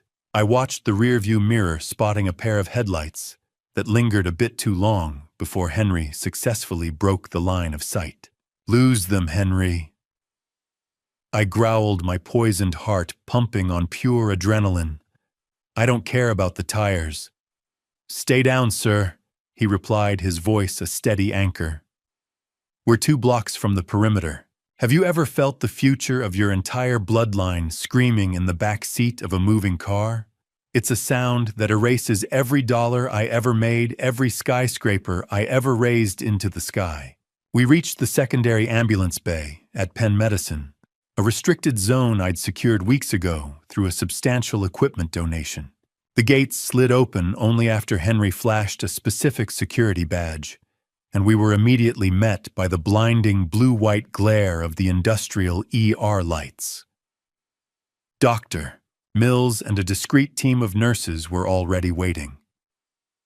The gurney wheels made a rhythmic, sharp thud on the bay floor as they rushed toward us. Hannah's hand gripped mine with terrifying strength, her knuckles white as a ghost's. "She's fully dilated, Catherine, move," I shouted, the urgency clawing at my throat. "I've got her, Mitchell, doctor," Mills replied, her eyes clinical and focused. "You stay back until we prep the room." The doors hissed. The world narrowed. The end began. As the car stopped and the nurses took over, Henry leaned into the window and handed me a burner phone. He had recovered it from the scout we bypassed at the villa gate. The vibration of the phone against my palm felt like a live wire. I checked the logs, my blood turning to ice. The last outgoing call wasn't to Preston. It was to Brooke Sterling. I realized in that moment that Brooke was making a move that my son didn't even know about, a separate agenda that turned the birth of my grandson into a target for a different kind of predator. I watched the gurney disappear into the bright, clinical light of the ward, the rhythmic beeping of monitors starting to echo from the hallway. I stood alone in the bay, the cold rain dripping from my coat, clutching the evidence of a betrayal that went deeper than I ever imagined. My son was a fool, but his mistress was a strategist, and she was already moving pieces on a board I hadn't fully mapped. The sterile, pressurized silence of the secure wing felt like a tomb, until a single, jagged cry ripped through the air, signaling the arrival of a life that my own son had tried to erase before it even began. I stood in the muffled silence of the waiting room, broken only by the distant rhythmic beep of a heart monitor that sounded like a countdown I was finally winning. I stood outside the delivery room door, my hand resting on the cool glass, feeling the vibration of Hannah's strength. Dr. Catherine Mills and her team worked with a frantic yet disciplined rhythm, their voices a low murmur of encouragement against the monitor's wet, mechanical thrum. I watched through the narrow pane as Hannah, pale and drenched in sweat, gave everything she had left to the world. It was the most honest, raw display of human construction I had ever witnessed, the building of a future out of pure pain and love. "One more, Hannah. Just one more for your son," Dr. Mills encouraged. "I can't. Mitchell. I can't." Hannah's voice was a ragged whisper that tore at my soul. I realized in that moment that Owen didn't resemble Preston at all. Even through the glass, I could see the infant had the exact same jagged birthmark on his shoulder, that my own father had carried a genetic middle finger to the man trying to kill us. How could a man be worth $45 million and yet feel like he was finally receiving his first real paycheck in the form of a 6-pound infant at exactly 3:17 a.m.? The room erupted into the sounds of success. Not the clinking of champagne glasses after a corporate raid, but the high, indignant wail of Owen Stone. Baby Owen Stone, just minutes old, and already a fighter, lay wrapped in a hospital blanket. His dark hair a messy crown of the family's future. Dr. Mills held up the tiny, purple-hued infant, and for a moment I forgot the arsenic in my blood and the burner phone in my pocket. They cleaned him quickly and wrapped him in a soft blue blanket, the nurses moving with a reverence that told me they knew this wasn't an ordinary birth. He wasn't a Stone legacy to be managed. He was a human being to be loved. When Dr. Mills finally beckoned me inside, my legs felt like they were made of water, but as she placed him in my arms, I felt a surge of physical vitality. The symptoms of the toxin, the lethargy, the dull ache in my joints vanished, momentarily replaced by an instinctual drive that overrode the poison. "He's 6 pounds, 3 ounces of absolute defiance," Mitchell Catherine said, her eyes smiling over her mask. I looked down at the soft velvet texture of Owen's skin against my rough, calloused hands. He looks like hope," I whispered. I looked down into Owen's dark, serious eyes and whispered a promise to keep him safe, but my words were cut short by the burner phone in my pocket, vibrating. I pulled it out the screen, illuminating my face with a cold, blue light. It was a picture message showing the exact hospital entrance where we had arrived, the car Henry had parked, still visible in the frame. The chilling realization that the sanctuary had been breached snapped me back into a state of high-alert paranoia. My grandson was finally here, and his father was already at the gates. I pulled my hand back from Owen's tiny fingers, as if the phone in my pocket had turned into a live nerve, the screen glowing with a high-definition image of our town car idling in the Penn Medicine ambulance bay. The chilling realization that the sanctuary had been breached settled over me like a cold Philadelphia fog. I stood in the recovery room, watching the blue artificial glare of the smartphone screen reflected in the glass of the window. Nicole Harper quietly entered the room, her face tight with a professional mask that didn't quite hide her alarm. She handed me her own device, showing me a trending post on a local Philadelphia society blog. A concerned citizen had posted a photo of the Stone family car at the hospital, speculating about an emergency berth in the secure wing. I realized then that the concerned citizen wasn't a passerby. The angle was too perfect, taken from the security kiosk. The hospital's own night shift guard, a man I'd trusted to keep the perimeter, was clearly on Preston's payroll. "It has already had 5,000 views," Mitchell Nicole whispered, the rhythmic mocking ping of social media notifications on her phone punctuating her words. "People are asking if it is an heir. An heir. No, it is a target." I rasped my pulse, beginning to race with the familiar arsenic-fueled thrum of panic. Preston isn't just coming. He is bringing an audience. The fortress of Penn Medicine, with its reinforced doors and private access, suddenly felt as transparent as glass. How do you fight a man who uses the very life you gave him as a weapon to destroy you? I had built monuments to the Stone name across this city, but I was currently standing in a cage of my own design. The burner phone I had recovered from the Scout began to vibrate in my palm, a metallic, angry rasp that cut through the sterile silence. I stepped into the hallway away from Hannah's sleeping form and answered. It wasn't a Scout. "I hope you're enjoying your last few hours of grandfatherhood," Dad Preston's voice said, devoid of the fake filial concern he'd used during our tea visits. "That boy is my ticket back to the board. I've already filed for emergency custody. Given Hannah's disappearance and her history of instability, the court won't even hesitate." I stood under the flickering fluorescent lights, the smell of stale coffee and industrial cleaner clinging to the air.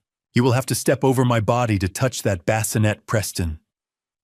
I replied, my voice a low, lethal growl. His laugh was a jagged sound through the receiver. "Your body, Brooke, says the arsenic is just the appetizer, Mitchell. She actually has a copy of your preliminary blood work from Dr. Fisher's lab. Did you really think an old friend was more loyal than a new paycheck?" My blood turned to ice. Brooke had successfully infiltrated Fisher's lab, or intercepted the communication, and now they held the map to my physical decline. The hospital walls didn't smell like medicine anymore. They smelled like a trap. I realized then that the custody threat was only the first move in a much darker game. "By the way, Dad, Brooke says to tell Owen goodbye. You're already a ghost." Remember, he hung up, leaving me in the echoing silence of the corridor. I stared at the phone, the mathematics of the audit, and the clinical reality of the poison finally merging into a single desperate mission. I wasn't just fighting for my company anymore. I was fighting for the very air Owen was breathing. The receiver clicked into place like the latch of a cage. Preston's threats still echoing in the sterile hallway as I turned my back on his darkness and looked toward the cold, undeniable light of the audit. I retreated to my study, the silence of the house now feeling like a fortress rather than a home.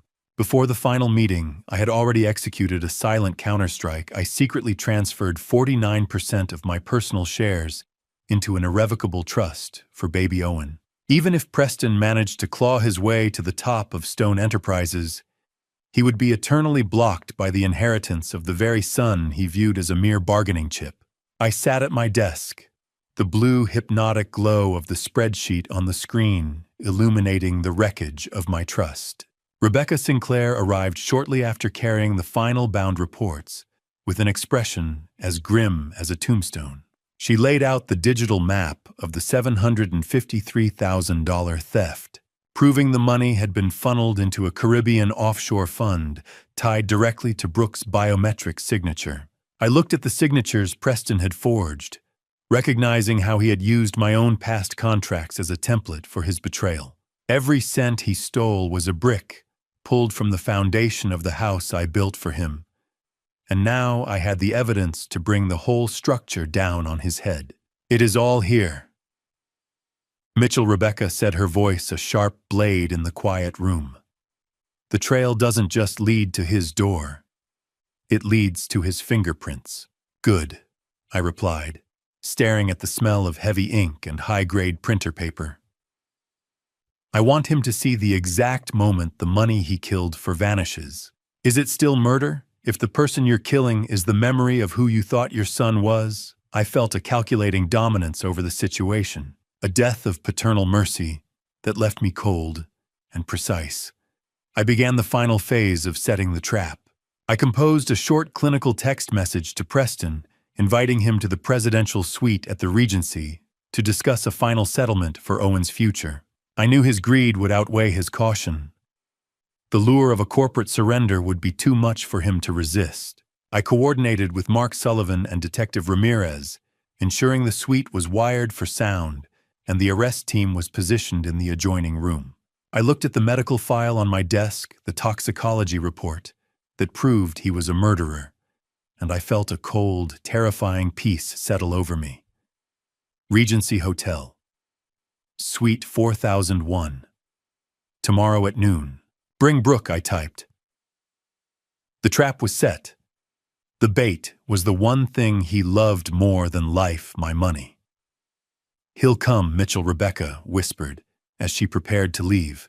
Men like him always show up to claim their prize. But as she reached the door, she paused, handing me one last document she had uncovered. My heart gave a sickening lurch as I read it. Brooke had already tried to cash out my $10 million life insurance policy, using a forged notice of terminal illness signed by a doctor she had bribed. They weren't just waiting for the arsenic to work. They were already spending the payout.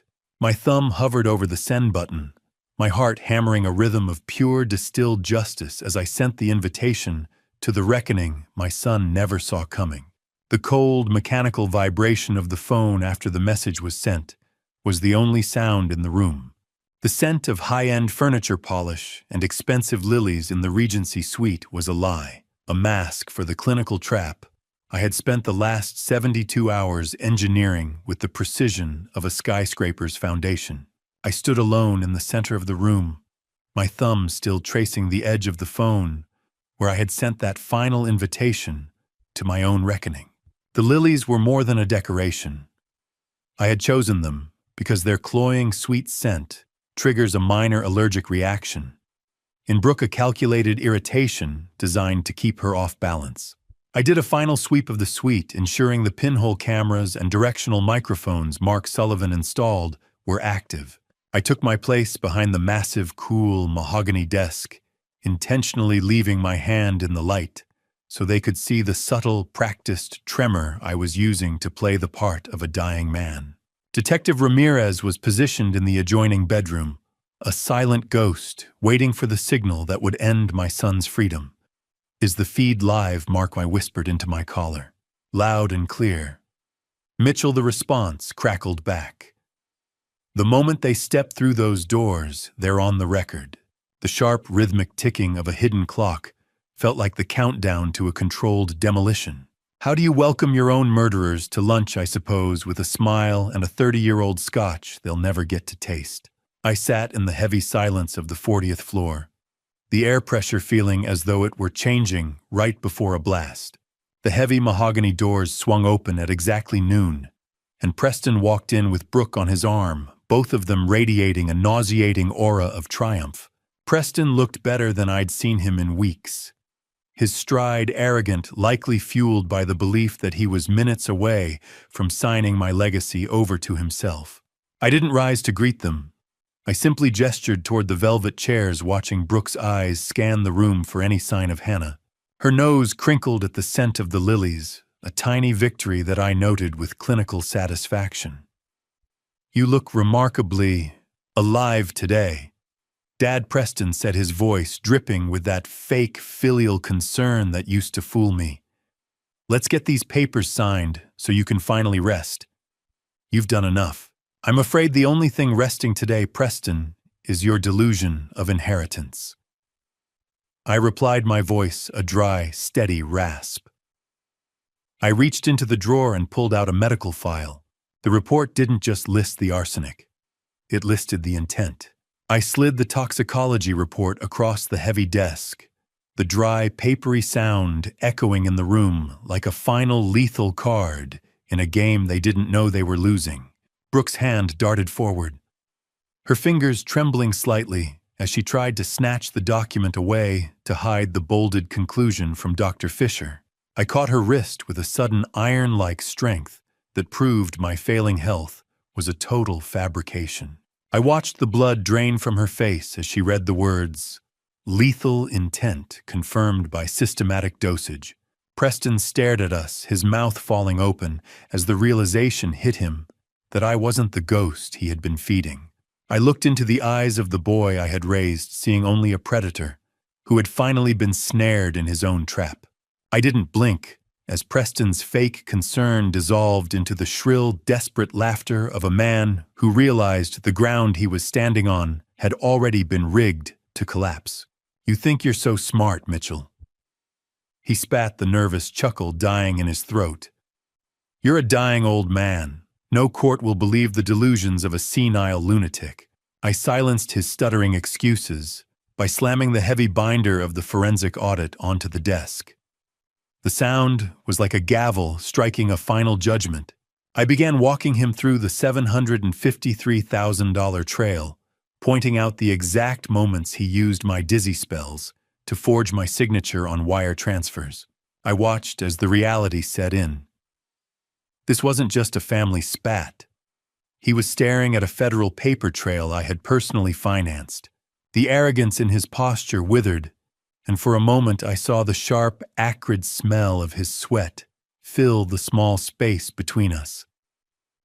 He looked like a cornered animal, a total stranger to me. "Every dollar has a heartbeat, Preston," I said, my voice as cold as the marble in a mausoleum. "And yours just stopped. Is there a specific circle of hell for a man who tries to trade his newborn son's safety for a get-out-of-jail-free card?" I asked myself as he leaned forward, his eyes darting toward the adjoining room. He demanded to know where Owen was claiming his right as the biological father to take the child immediately. He told me he'd burn the reports if I restored his trust fund, suggesting Owen would grow up in poverty if I sent his father to prison. It was a coward's bargain. I revealed then that Owen's legal birth certificate lists the father as unknown. Hannah filed an emergency protection affidavit while she was still at Penn Medicine, stripping his immediate parental rights. "You want Owen?"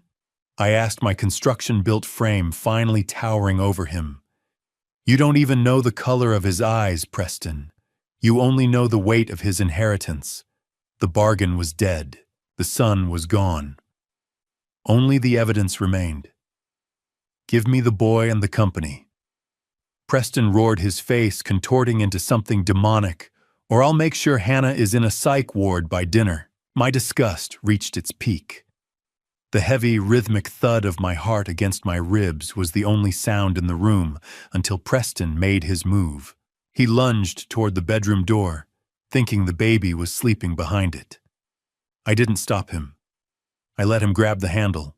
Preston's hand froze on the bedroom door handle as the click of 3 service weapons being unholstered echoed through the sweet silence. Detective Ramirez, a 40-year-old veteran, with a face that looked like it was carved from Philadelphia granite, stepped out of the shadows with his badge held high. 2 uniformed officers followed their expressions, as grim as the situation demanded. Brooke's eyes darted toward the balcony exit, but the trap was already airtight. Preston turned, his face drained of color, as he looked from the barrels of the pistols to the man he had tried to murder. The bargain was over. Mitchell Stone watched as the son he had built a world for finally faced the consequences of trying to tear it down. The click of the handcuffs was the last sound I needed to hear. The transition from predatory silence to the deafening roar of authority was instantaneous. The air in the suite fracturing as Detective Ramirez's voice boomed over the frantic thrum of my own pulse. Preston's hand remained frozen on the door handle, a statue of caught guilt, as the clinical trap I had laid finally snapped shut. He tried to scramble backward, his eyes darting toward the window, but the uniformed officers swarmed the room with a practiced, lethal efficiency.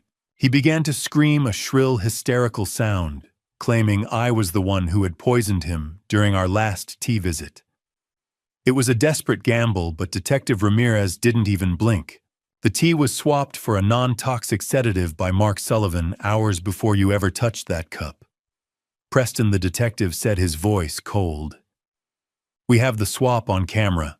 Officers forced my son to his knees on the plush Regency carpet, the blue and red flicker of police lights from the street reflecting against the gold leaf ceiling. I watched unmoved as the arrogance he'd worn like a bespoke suit was stripped away by the cold, biting sound of handcuffs ratcheting shut. 35 years of fatherhood ended with the click of a ratchet.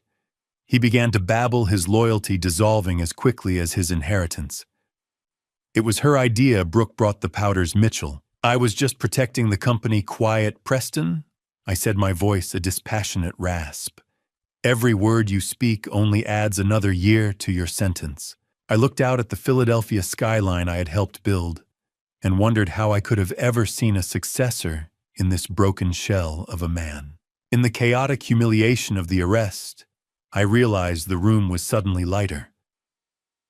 Brooke Sterling had exploited the moment the officers tackled Preston to slip through the side service entrance. I looked around, my heart giving a sickening lurch as I realized the lingering, suffocating scent of her floral perfume was the only thing she had left behind. I signaled to Mark Sullivan, but the hallway was already empty.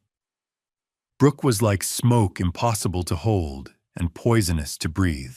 She hadn't stayed to fight or defend her lover. She had calculated the odds and chosen flight the second the first badge was shown. She's gone, Sir Mark said, his face illuminated by the static-filled rasp of his security radio. She used a service elevator override we didn't account for. I gripped the edge of the mahogany desk, a sudden cold alarm replacing my victory. I reached for the manila envelope she'd discarded on the table, and my fingers caught on something hard. I tore at the lining, revealing a small, blinking GPS tracker. She didn't intend to run. She intended to follow me to the one thing I had left to lose. I realized then that Preston's arrest wasn't the end of the game. It was Brooke's diversion. Mark Sullivan's radio crackled with a sound that made the arsenic in my blood feel warm by comparison. Sir, a black sedan just broke the perimeter at the Rittenhouse Villa. Brooke isn't running to the airport, she's going for the baby. My relief died in my throat, replaced by a panic-stricken but lethally purposeful clarity. I didn't wait for the officers to lead Preston out.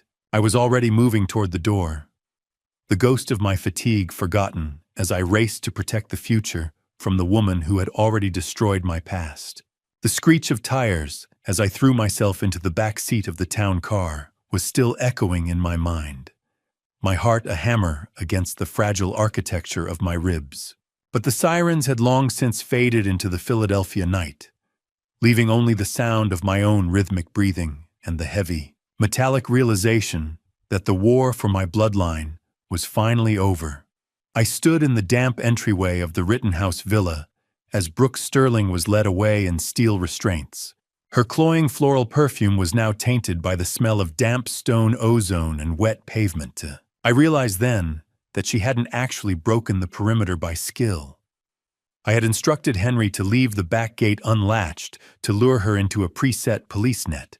I needed her caught in the act of attempted kidnapping, not just financial fraud, to ensure she would never see the light of day again. She didn't look like a master strategist anymore. She looked like a cornered animal realizing the cage was reinforced with the very steel she thought she could bend. I watched the police cruiser pull away, the red and blue lights reflecting off the nursery window, where baby Owen slept undisturbed by the violence that had just tried to claim him. The threat was no longer a shadow in the hallway, but a booking number in the system. "It is over, Brooke," I murmured as they pushed her into the car. "You underestimated the foundation. This city belongs to the Stones, Mitchell. She spat back, her eyes wild. We were just the current residents. I watched her go with a cold, absolute closure, feeling a physical weight lifting from my chest. Do you know what silence sounds like when you've spent months waiting for the sound of your own heart to stop? It is a heavy, deafening peace that makes the marrow in your bones feel solid again. I sat in the library of the villa, the smell of damp stone and morning dew drifting through the cracked window.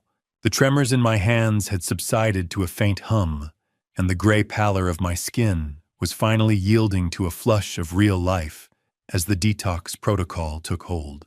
I watched the sun begin to crest over the Rittenhouse Square skyline, the warmth of the first sunlight hitting my face. I realized that I didn't just build these towers, I survived them. I was no longer listening for a poisoner's footstep. I was listening to the rhythmic, soft breathing of the baby from the monitor. Hannah Vance appeared briefly at the door, her face still pale but her eyes clear. "You should sleep, Mitchell," she said softly. "You look like you're finally back." "I will," I replied. "I just want to watch the city wake up, without me needing to fix it for a moment." The tea was just tea.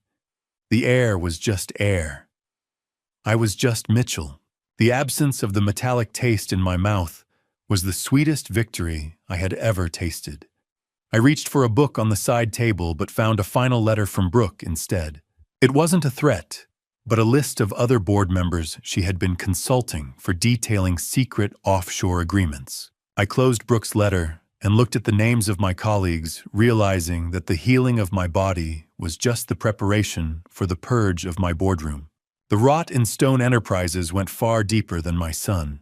The glass doors of Stone Enterprises didn't hiss open for me anymore. They felt like the gates of a temple I had allowed to be desecrated, and I was back to perform the exorcism.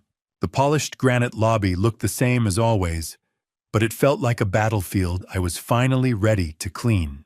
I had used the embezzled funds recovered from Brooke's offshore accounts to create a permanent legal defense fund for any employee ever wrongly accused by the firm, a foundation of justice to replace the one built on greed. I convened an emergency boardroom meeting at exactly 10 a.m. I didn't seek consensus. I delivered a verdict. I laid out the evidence Brooke's final letter had provided, watching the faces of 3 senior directors turn the color of ash as I detailed their secret consultation fees and offshore agreements. "You didn't just bet against my life," I told them, my voice a cold, clinical blade. "You bet against the integrity of this firm. Consider your resignations a mercy I didn't show my own son." By noon, the rot had been surgically removed, leaving only the clean, honest stone behind. Can you ever truly wash the blood off a balance sheet? Or do you just keep adding enough good to outweigh the bad? I stood in the lobby at 2 p.m., the smell of floor wax and expensive cologne, a sharp reminder of the world I had built. Leo Grant, a 30-year-old father of 2, with the tired eyes of a man who had spent months defending a ghost of a reputation, walked in clutching his briefcase like a shield. Marcus Thorne, younger and more brittle than Leo, looked around the lobby as if he expected the walls to collapse on him at any moment. I stepped forward, the echoing sound of my heels on marble the only noise in the atrium. I handed them each a cool, heavy settlement envelope and a senior management contract. "I didn't just bring you back for your skills, Leo," I said, looking into his eyes. "I brought you back for your honor." Looking into their eyes, I saw the exact moment their dignity was restored, a construction project far more important than any skyscraper I had ever designed. 30 years to build. 1 morning to clean. My real legacy wasn't the buildings, but the people I had failed and then fought to save. Later that day, I attended Preston's sentencing hearing. The blinding, honest sunlight through the courtroom glass felt like a physical weight. Preston attempted to blame my parenting for his crimes, but the judge revealed that I had actually set up a secret scholarship fund in his name decades ago, a fund he had been siphoning from since his college days. As the bailiff led him away to begin his 15-year sentence, he stopped and looked at me. his eyes filled with a terrifyingly clear recognition. "You're still a stone dad," he hissed, his voice a ragged shadow of the one that used to laugh at my dinner table. "You just traded a son for a stranger's baby." I didn't answer. I simply watched him go, the last link to a version of myself I no longer recognized. I walked out into the Philadelphia afternoon, the air smelling of rain and asphalt, feeling the weight of the company and the weight of the future finally coming into balance. The war was over, and for the first time in my life, I wasn't the one holding the line. I was the one letting it move forward. The morning sun didn't just illuminate my office. It felt like a spotlight on a stage where the actors had finally changed, replacing a hollow villain with the woman who had saved the foundation of my life. I stood in the quiet of the Rittenhouse Villa at sunset, a place that no longer felt like a bunker, but a true sanctuary. Before we returned to the corporate glass towers, I handed Hannah a document that would ensure her place in my world was immutable.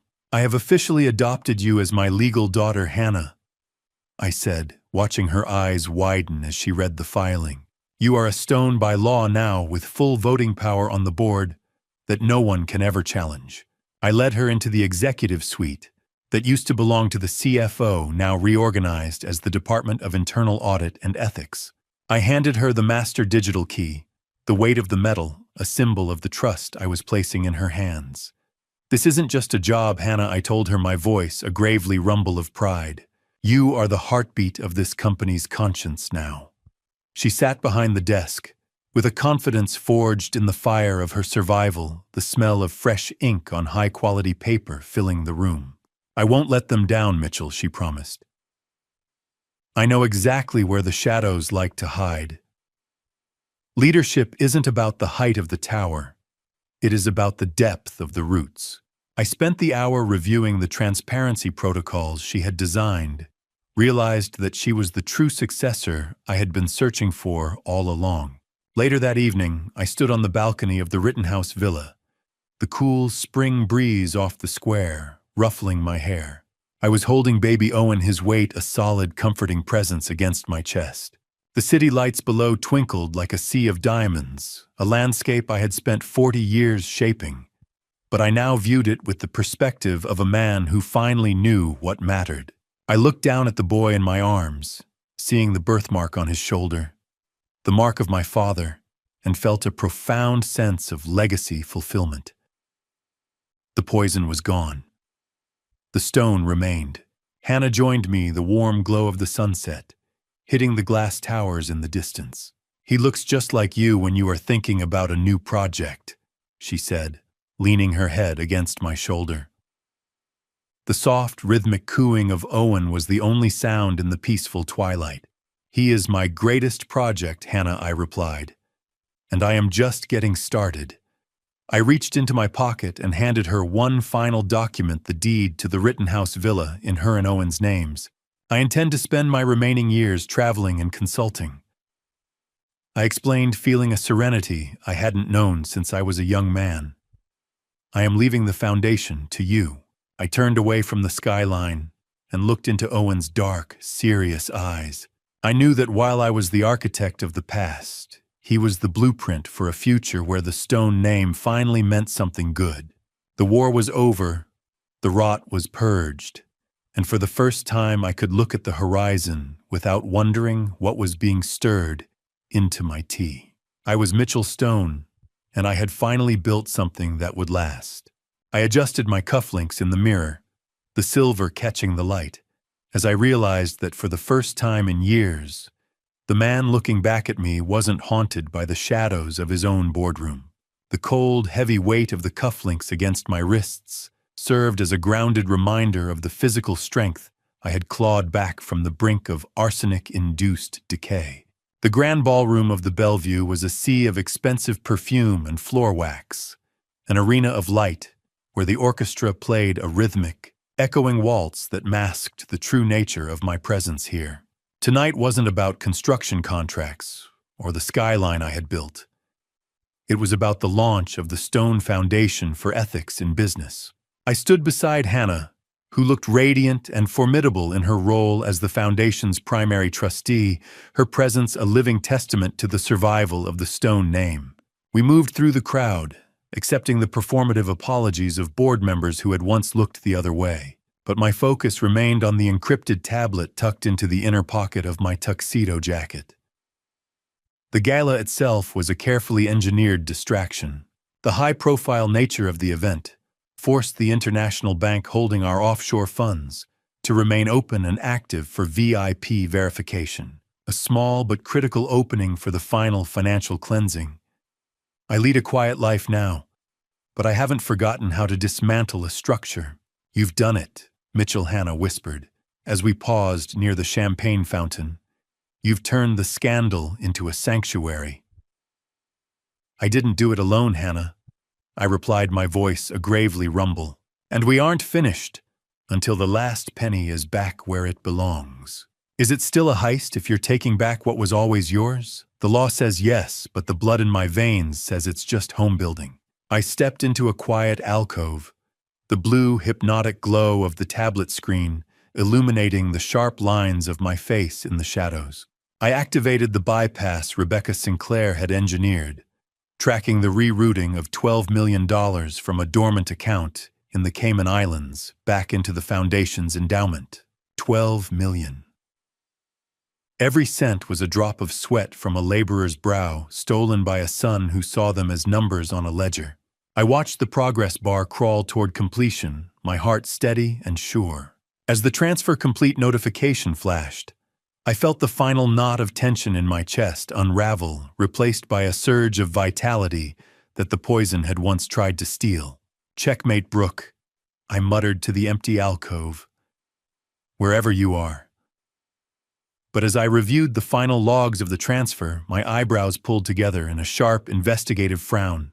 I discovered that a significant portion of the recovered millions hadn't just been siphoned from Stone Enterprises. It had been funneled into Brooke's accounts by an unknown benefactor, a separate stream of capital that predated Preston's involvement. This wasn't just a family betrayal, it was a corporate hit. I tucked the tablet away and looked back at the crowd, my eyes scanning the socialites and the power brokers. My eyes landed on a familiar face at the back of the room, someone who shouldn't have been able to afford a ticket to this event, let alone be standing in the inner circle of my colleagues. The hunt wasn't over. It had just found a new architect. The sound of my polished shoes clicking on the marble floor echoed as I moved toward the shadows at the edge of the ballroom. I moved through the sea of silk and tuxedos, my hand hovering near the pocket where the recovered millions sat in digital safety. But my eyes remained locked on the man in the threadbare charcoal suit, who looked entirely out of place. I didn't just find them by accident. I had secretly dispatched a private jet to the mountains of West Virginia days ago to ensure they arrived in time for the Foundation's launch. I reached the back of the ballroom and realized the suspicious guest wasn't a corporate spy or one of Brooke's associates, but a man whose weathered face mirrored Hannah's own features. Silas Vance, a man with hands like cracked leather and a suit that smelled faintly of cedar and wood smoke, stood tall despite the weight of the city pressing down on him. Beside him stood Martha Vance, a small bird-like woman whose eyes possessed a sharpness that suggested she had spent a lifetime looking for truth in the dark. "We aren't here to cause trouble, sir." Silas said, his voice a low rumble of mountain thunder. "We just heard on the news. We thought we saw our Hannah." "You aren't trouble, Silas?" I replied, my voice softening as I reached out to touch his scratchy, work-hardened hand. "You're exactly what this family is missing. Why do we spend millions on art and architecture when the most beautiful structure is a father finally holding his daughter again?"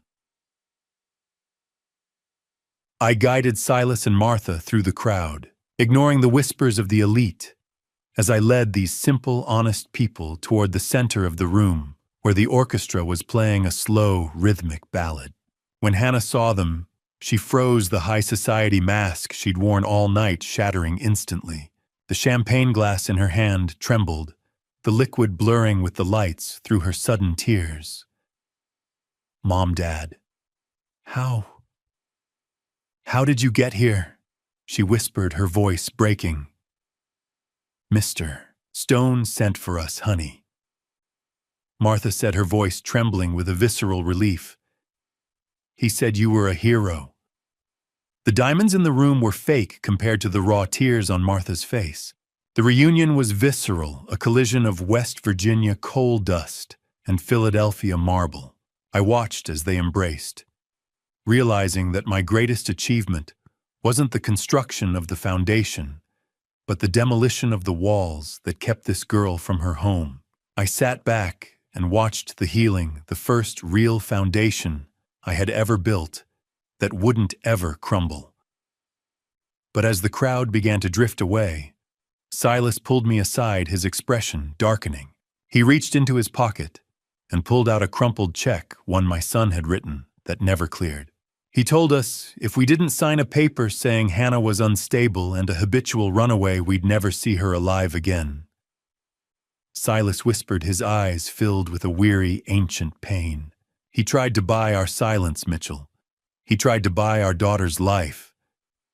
I took the paper, the cold reality of Preston's depravity hitting me one final time. Even at the end, I was still finding the shards of the glass he had broken. The golden Philadelphia sunlight filtered through the ancient oaks, casting long, peaceful shadows that made the frantic, arsenic-laced nightmare of the last year feel like a story told about a man I no longer recognized. I sat on a sun-baked park bench in Rittenhouse Square, my hands steady and warm in the September heat. I watched Hannah walk Owen in his stroller, the Vance parents trailing behind them, with a look of quiet wonder at the city they once feared. There were no bodyguards in sight, only the invisible shield of the peace I had spent my fortune to build. I had officially dissolved Stone Enterprises as a public entity weeks ago, taking it private so that the family never again has to answer to a board of directors that values profit over people. The corporate machine was dead. The family legacy had finally begun to live. Silas Vance sat beside me, the scent of dry leaves and wood smoke clinging to his coat. You look like a man who has finally retired from the war, Mitchell. He said, his voice a low rumble of mountain thunder. I didn't retire, Silas. I replied, my voice a gravely rumble of contentment. I just finally won the only territory that mattered. The air didn't taste like hospital bleach or bitter tea anymore. It tasted like the beginning of something that wouldn't be built of glass and steel, but of blood and time. I used to think a legacy was a skyscraper. I was wrong. It is a small hand that won't let go of yours in the sun. Hannah brought Owen over to the bench, the faint scent of her simple soap drifting in the spring breeze. She lifted him from the stroller and placed his small, warm weight into my lap. As I looked down at his dark, curious eyes, he reached out a tiny, uncoordinated hand and gripped my index finger with a strength that caught me off guard. He has got your stubbornness, you know, Hannah said with a soft laugh. He won't let go. Good, I whispered, feeling a profound physical and emotional anchor in that small, fierce grip. A stone should know when he is holding on to something worth keeping. In that moment, I felt the final traces of the poison leave my soul, replaced by a legacy that didn't require a boardroom to validate. He squeezed. I breathed. We began. I looked down at his tiny wrist and froze. There, hidden in the folds of his skin, was a faint birthmark in the exact shape of a cornerstone, a final miraculous sign that this child was the true foundation of the new Stone legacy. It was a genetic seal of approval from the generations that came before me, a mark that bypassed the rot of my son and linked me directly to the future. I looked up at the Philadelphia skyline I had built, the glass towers shimmering in the distance like diamonds. Then I looked back down at the boy in my arms, realizing that while I had spent my life building for the city, I was finally spending my days building for the soul. The distant, happy murmur of the city on a Sunday afternoon was the only soundtrack I needed. I closed my eyes, the warmth of the sun and the weight of my grandson finally balancing the scales of a life I had almost lost. I was Mitchell Stone, and for the first time I was home. The city lights began to pulse like a slow, electric heart beneath me. But my focus remained on the ink drying on the page, the final blueprint of a man who had survived his own collapse. I stood alone on the balcony of the Rittenhouse Villa at twilight, the cool evening air of Philadelphia carrying the distant low hum of city traffic. I looked out at the skyline I had helped build, then back down at the leather-bound book in my lap, realizing that while I had spent my life building for the city, I was finally spending my days building for the soul. This journal was more than a collection of memories. I had embedded within its technical appendices the private keys to a blockchain trust. It was my final safeguard the funds would only release for Owen if Hannah's ethics department at the private firm approved his character at age 25. I sat at the small iron table, the smell of old leather and fresh ink rising to meet me as the pen felt light in my hand. I was no longer a man signing termination papers or authorizing hostile takeovers. I was a grandfather leaving a map through the dark. To my grandson, never trust a structure that doesn't account for the soul, I wrote, my hand steady despite the physical weariness that came with age. The greatest thing I ever built was the bridge back to this family. I detailed the history of the Stone name, ensuring he would know that while we built the skyline, we also learned to mend the spirits we broke along the way. I wanted him to understand that a true legacy isn't measured in stories of steel, but in the silence of a clear conscience. I wrote about the arsenic not as a tragedy, but as a teacher that showed me the fragility of a foundation built only on profit. The ink was dry. The debt was paid. The stone was set.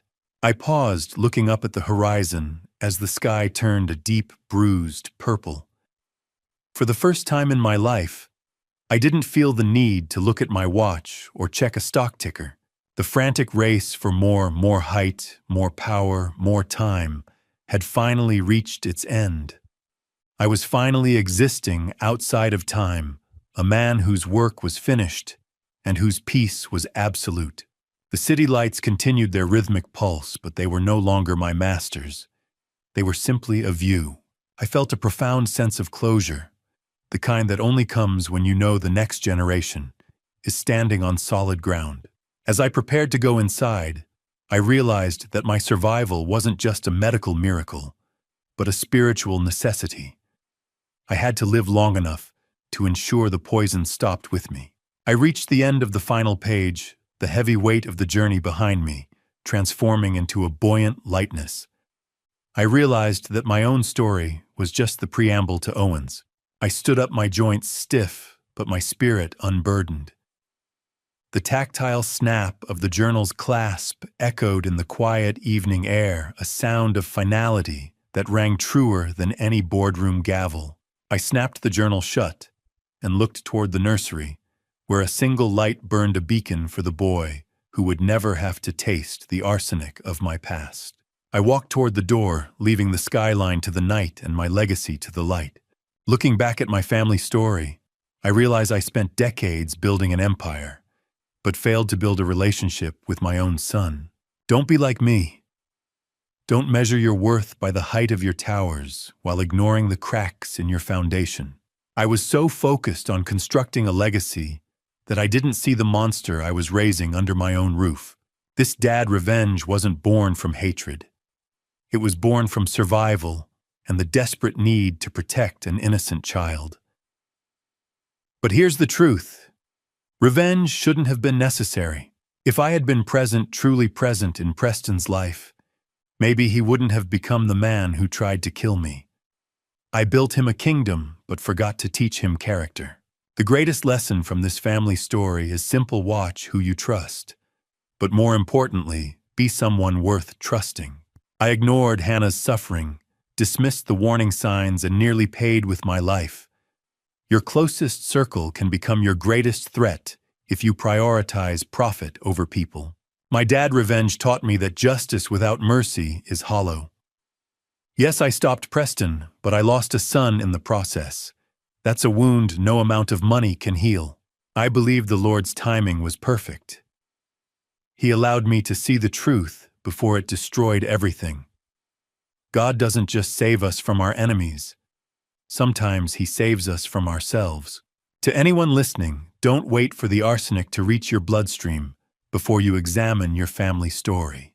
Protect your peace, verify your trust, and remember that blood relations mean nothing without loyalty and love. This dad revenge saved my grandson Owen, but I survived carrying scars that will never fully heal. The tallest building is worthless if it's built on a foundation of lies.